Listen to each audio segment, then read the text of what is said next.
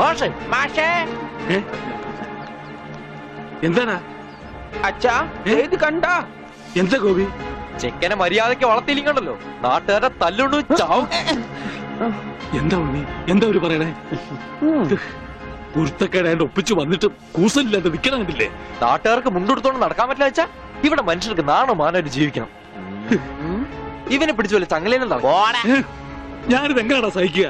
ഈ വീടിന്റെ മുറ്റത്ത് വന്നിരുന്ന ഒരുത്തർ ഇത്ര കർക്കശമായിട്ട് സംസാരിച്ചിട്ടില്ല. അപ്പൊ സ്വന്തം മോനെ നാട്ടുകാർ കരുതി പിടിച്ച് തള്ളുകയെന്ന് വെച്ചാൽ ഉണ്ണി അച്ഛനെ കരുതി തള്ളി ഒന്നുമില്ല. അരുത്, പാവത്തിനെ അടിക്കരുത്. പറയുന്നത് കേൾക്കൂ, അടിക്കരുത്.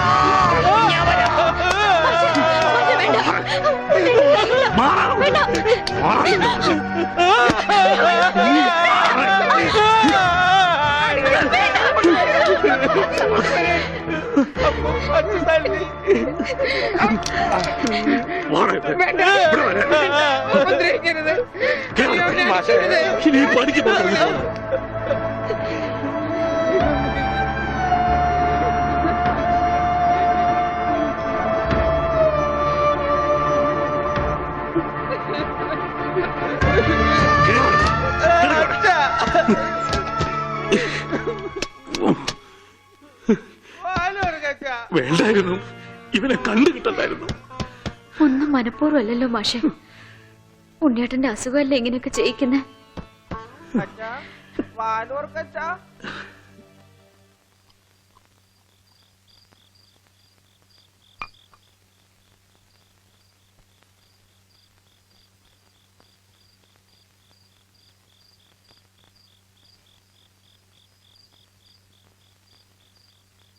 എന്തിനാ ഇങ്ങോട്ട് പോന്നേ?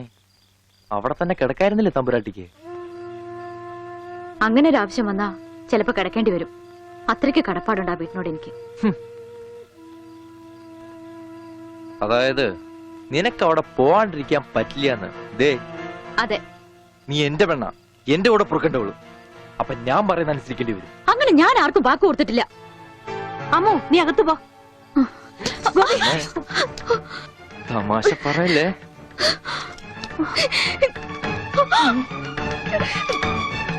നീ എന്റെ പെണ്ണാണെന്നുള്ളത് നാട്ടുകാരെ അറിയിക്കേണ്ട കാര്യം എനിക്കില്ല. എന്നാലും നാട്ടുകാർ കാണുക എനിക്ക് താലി കെട്ടണം. അതിനെന്നെ കൊണ്ടായില്ലെങ്കിൽ ചാവണതാ ഭേദം, അല്ലെങ്കിൽ നിന്നെ കൊല്ലണം.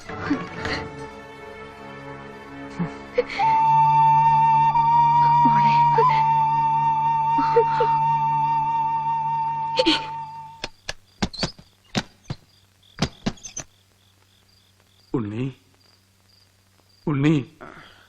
അച്ഛാ, കൈ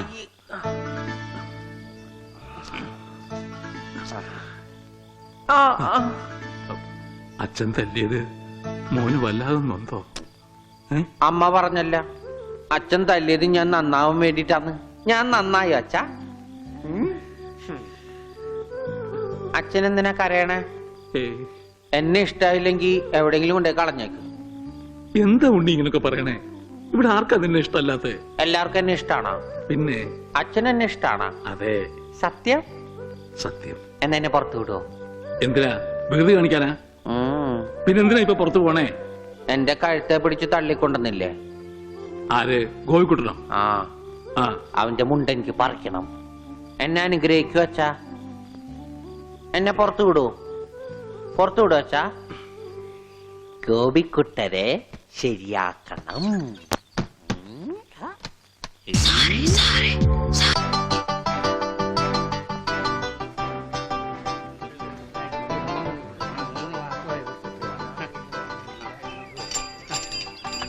അയ്യോ, എന്താ ഇത്? ഒരു ക്യൂ പാലിച്ച എല്ലാവരും ഇങ്ങനെ കൂടി ഞാൻ എന്താ ചെയ്യുക? രാഘവ, എന്താ മുതലാളി?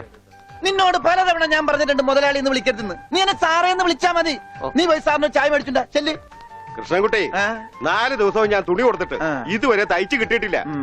ഞാൻ കൊടുത്തിട്ട് 7 ദിവസമായി. നിങ്ങൾ ഇങ്ങനെ എല്ലാരും കൂടി ബഹളം വെച്ചാൽ ഞാൻ എന്ത് ചെയ്യാനാ? തുണി ഇങ്ങനെ വെറുതെ കൂട്ടി തന്നാ മതിയാ? നല്ല ഉറപ്പ് വേണ്ടേ? അതിന് സമയം എടുക്കും. ഗ്യാരണ്ടി ഉള്ള സ്റ്റിച്ചിങ് ഇവിടെ. ഗ്യാരണ്ടിയോ? അതെ, 6 മാസത്തെ ഗ്യാരണ്ടി. 6 മാസം കഴിഞ്ഞാലോ? ഗ്യാരണ്ടി കഴിഞ്ഞു. കൃഷ്ണൻകുട്ടി, എനിക്കും അടിക്കണ 2 പാന്റ്. ഓ, ഭാസ്കരേട്ടനും കൂടി പാന്റ് എടുക്കുമ്പം നമ്മുടെ ഗ്രാമം പാൻസിന്റെ കാര്യത്തിൽ സമ്പൂർണ്ണ സാക്ഷരത നേടും. ഇതെന്താടാ പാന്റ് നീ വാടകയ്ക്കും കൊടുത്തു? അതെ, അടുത്തുള്ള ഗ്രാമത്തിൽ നിന്ന് ആരെങ്കിലും കല്യാണം മറ്റോ വിളിക്കാനായിട്ട് മുണ്ടെടുത്ത് വന്നാല് ഇവിടുന്ന് പാന്റ് എടുത്ത് അവർക്ക് അപമാന ഭീതി ഇല്ലാതെ നടക്കാം. മണിക്കൂറിന് 10-75 പൈസ. എന്താടാ 75 അത് അലവൻസ് ആണ്, വാഷിംഗ് അലവൻസ്. നീ കൊറേ നേടുന്നുണ്ടല്ലോ. ഇത് റോൾഡ് ഗോൾഡാ. അളവെടുക്കട്ടെ?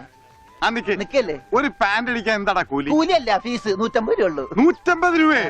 ഞാൻ ഒരു 50 രൂപ വരും. അയ്യോ, 50 രൂപ ട്രൗസർ അടിക്കാനേ പറ്റുള്ളൂ. ട്രൗസർ മതി. എന്നാ അളവെടുക്കട്ടെ? ഇതെന്താ? ട്രൗസർ ആകുമ്പോ വള്ളി വേണ്ടേ? വള്ളി വേണ്ട, വള്ളിക്കുള്ള തുണി തികയില്ല. ആണോ?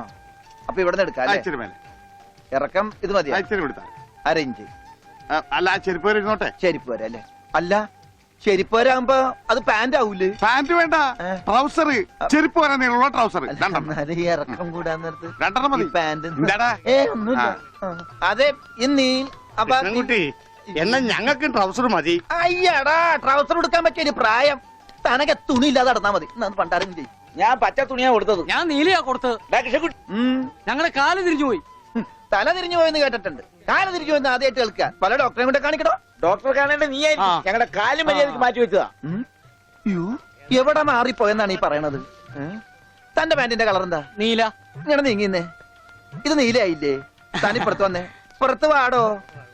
വെളിച്ചപ്പാടിന്റെ പാന്റിന്റെ കളർ എന്താ? പച്ച. പച്ചയല്ലേ 2 കാലും? എന്താ പറയണം? നടക്കുമ്പോ അങ്ങനെ അഡ്ജസ്റ്റ് ചെയ്താ പോരെ? ശരിയാ. പോ ചെല്ല്. മിസ്റ്റർ പ്രഭാകർ, നിന്റെ ആന ഒരു ദിവസത്തേക്ക് വേണ്ടി വരും എനിക്ക്. എന്റെ പുതിയ കടയുടെ ഉദ്ഘാടനത്തിനാ. ഈ ആന ഉദ്ഘാടനം ഒന്നും ചെയ്യില്ലേ? വല്ല മന്ത്രിമാരെ കൊണ്ട് ചെയ്യിച്ചാ പോലെ. അയ്യോ, എനിക്ക് ആ കട കൊണ്ട് ജീവിക്കാനാ, അടച്ചുപൂട്ടാനല്ല. നീയൊക്കെ പാന്റ് അല്ല എന്ത് തന്നെ കൊടുത്താലും ഈ നാട് ഡെവലപ്പ് ആവില്ല. ഉണ്ണിയില്ലേ ഇവിടെ? ഇനി അടുത്ത മാസം 1-ാം തീയതി വരെ ഇതുകൊണ്ട് തൃപ്തിപ്പെടണം, അനുഗ്രഹിക്കണം. ആനയാണ്. ഇതൂടെ. എന്താടോ ഇത് ആനയ്ക്കുള്ളതാ? അല്ല, ഇതൊരു ഉപകാരമാണ്. ഉപകാരമല്ലടോ, ഉപകാരം. രണ്ടും ഒന്ന് തന്നെ മാഷേ. സമ്മാനം ഉണ്ണിക്കൊള്ളതാ. അതെ മാഷേ, ഈ നാടിന്റെ മുഖച്ഛായ മാറ്റിയത് ഉണ്ണിയാ. നാട്ടിലൊരു വലിയ തയ്യക്കട ഉണ്ടായതും ഉണ്ണി കാരണമാ. അതുകൊണ്ട് ഈ സമ്മാനം ഉണ്ണിക്കൊള്ളതാ. ഉണ്ണിയേ അവിടെ നിൽക്കേ. അവനിപ്പോ ഇതിന്റെ ആവശ്യമൊന്നുമില്ല. ഇതുകൊണ്ട് തീർന്നില്ല മാഷേ. യഥാർത്ഥ ബിസിനസ് ഞാൻ പറയാൻ പോണുള്ളൂ. എന്താ നിന്റെ യഥാർത്ഥ ബിസിനസ്? അല്ല, അടുത്ത ഗ്രാമത്തിൽ ആർക്കും പാന്റ് ഇല്ല. വെറും കൺട്രി ഗ്രാമം. ഉണ്ണിയെ ഒരു തിങ്കളാഴ്ച അങ്ങനെ ഇറക്കി വിട്ട ബുധനാഴ്ച എനിക്ക് കട തുടങ്ങാം. 50-50. അതാ കടയുടെ പേര്? ഏയ്, നമ്മൾ തമ്മിലുള്ള ലാഭക്കരാറാണ് 50-50. ഉണ്ണിയെ ഒന്ന് ഇറക്കി വിടുമോ മാഷേ? അങ്ങോട്ട് തോന്നിക്ക്. ഉണ്ണിയ ഉണ്ണേ എന്താ മാഷേ ചന്തിക്ക്?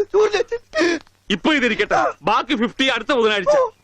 ഉണ്ണിയെ കാണാനെന്നും പറഞ്ഞ് ഒരുത്തോടി പഠിക്കാതെ കയറിപ്പോയത് അടിച്ചു വെച്ച പുടവളിയില് അവന്റെ കൊണ്ടുപോടോ എങ്ങാണെങ്കിലും. എന്നാ കൃഷ്ണൻകുട്ടി കടയുടെ ഉദ്ഘാടനം? അത് പറയാൻ മറന്നുപോയി. നിന്റെ അമ്മൂമ്മയുടെ 16 അടി എന്തിന്? കവലക്കാണെങ്കിൽ ലിഫ്റ്റ് തരാം.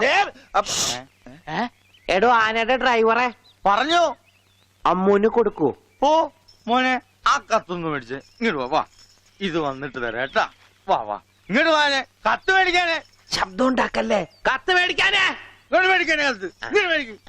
ആ മേടിച്ചോ? മേടിക്കാനകത്ത് അങ്ങനെ.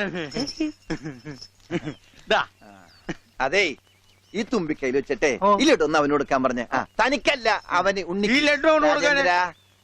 ദാ അവന് കൊടുക്കാനേ. എന്റെ കൃഷ്ണൻകുട്ടി ചേട്ടാ. എനിക്കായിരുന്നു കത്ത്. കത്തിലുള്ളതല്ല, ഞാൻ പറഞ്ഞതാ. ഇത് മുഴുവൻ ഇംഗ്ലീഷിലാണല്ലോ. ചിലപ്പോ മലയാളത്തിൽ എഴുതിയപ്പോ തെറ്റിപ്പോയതായിരിക്കും. ഇതെങ്ങനെ വായിക്കും? ഒന്ന് വായിച്ചേ. ഇന്ന് തന്നെ ഇത്രയോ? OHMYDEAR.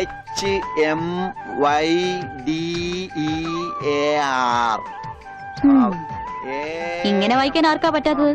കൂട്ടി വായിക്കേ. ഇത് കൂട്ടക്ഷരമാണ്. ഈ ഡോക്ടർമാർ എഴുതൂലേ അതുപോലത്തെ. ഇത് കൂട്ടി വായിക്കണമെങ്കിൽ ഇംഗ്ലീഷ് മരുന്നിടെ തന്നെ കൊണ്ടുപോകണം. ഇത് ആർക്കാ? അമ്മൂന. പിന്നെ ആരോടും പറയരുത്. അകത്ത് മുതലാളിയോട് ചോദിക്കാൻ പോയതാവും അല്ലേ? ഇത് ആഹാരത്തിന് ശേഷം 3 നേരം. ഇത് വേദനയുള്ള എപ്പ കഴിക്കുക. വേദന ആർക്ക്? അപ്പൊ താൻ ഇങ്ങനെയല്ലേ മരുന്ന് കൊടുക്കുന്നത്? ശരിയാക്കി തരാടോ, ശരിയാക്കി തരാ. ഈ കണക്കിന് തന്നെ വിശ്വസിച്ചൊരു പെണ്ണ് ലവ് ലെറ്റർ തന്നാ താൻ അവർക്ക് കൊടുക്കുന്ന വയറിളക്കാനുള്ള മരുന്നായിരിക്കുമല്ല. വന്നേ വന്നേ.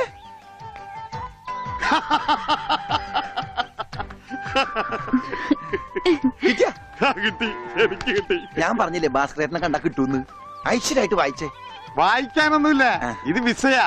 വിസയാ? അമേരിക്കയില് മോസ്കോ എന്ന് പറഞ്ഞൊരു കവലയുണ്ട്, നിറച്ചു ചട്ടമ്പികളാ. ആ.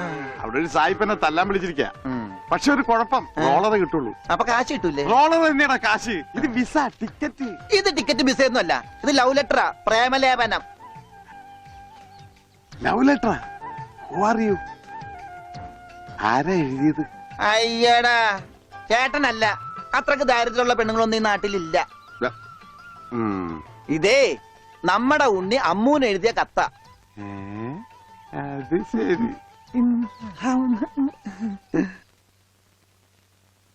What A beautiful love letter. ഒരു കാര്യം ഉറപ്പായി, അവൻ പഠിച്ചിട്ടുണ്ട്. പ്രേമലേഖനം എഴുതാനാ? അല്ലടോ, വിദ്യാഭ്യാസമുണ്ടെന്ന്. ഓ. നോക്കൂ, ഉം. കാളിദാസനും ഷെല്ലിയും ഷേക്സ്പിയറും പ്രണയത്തെക്കുറിച്ച് എഴുതിയിട്ടുള്ള അതിമനോഹരങ്ങളായ വാചകങ്ങളാണ് ഇതിലുള്ളത്. മറ്റൊരു കാര്യം കൂടി എനിക്ക് ഉറപ്പായി, അവൻ നാടും വീടും ഒക്കെ മറന്നിട്ടും അവന്റെ മനസ്സിൽ അമ്മുവിനെ കുറിച്ചുള്ള ഓർമ്മകളുണ്ട്, സ്നേഹവും ഉണ്ട്. God bless you.